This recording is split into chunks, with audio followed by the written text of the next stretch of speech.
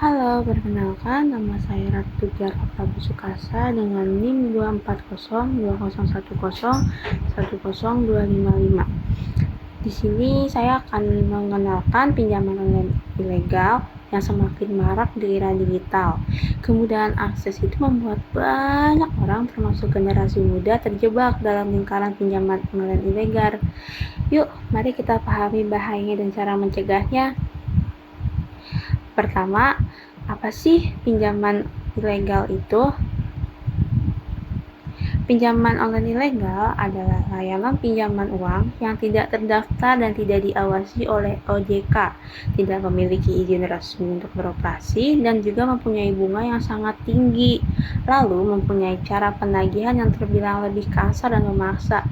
Teman-teman pernah lihat nggak sih, ada yang namanya orang itu meminjam suatu uang, tapi sudah jatuh tempo dan dipaksa untuk cepat-cepat membayar, apalagi menggunakan ancaman. Itu nggak baik ya. Beberapa dampak pinjol ilegal untuk kedepannya. Yang pertama, udah pasti kehilangan tabungan atau gaji yang kita miliki ini jadi lebih untuk pembayaran utang piutangnya, untuk pembayaran bunganya, dan juga terjerat utang besar karena bunganya yang tinggi. Itu balik lagi ke yang awal ya, jadi kayak kita tuh kehilangan gaji gara-gara utangnya tuh terlalu besar karena bunganya tuh terlalu tinggi. Dan juga kita jadi lebih kesulitan untuk memenuhi kebutuhan hidup kita sehari-hari karena yang dipikirin kita bayar buat pinjaman. Terus pemerintah harus apa dong? Udah pasti, yang pertama pemerintah itu harus tegas dan juga cepat melakukan pemblokiran pinjaman tanpa harus dikenakan korban terlebih dahulu baru bergerak.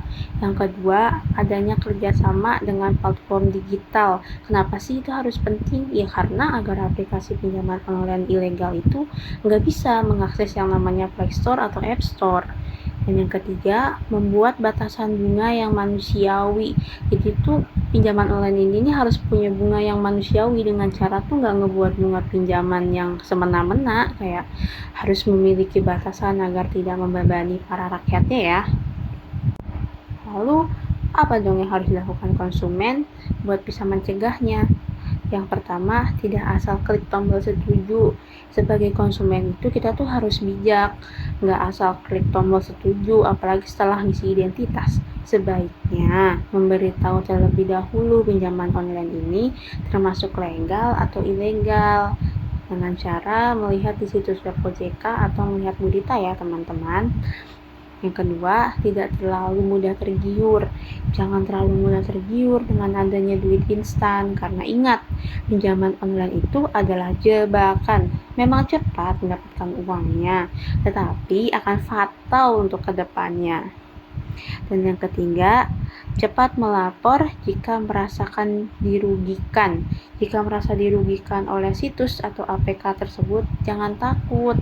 Cepetan laporin ke OJK atau ke pihak berwajib setempat. Selanjutnya, apa sih yang harus dilakuin mahasiswa sebagai agen perubahan? Itu harus ngapain?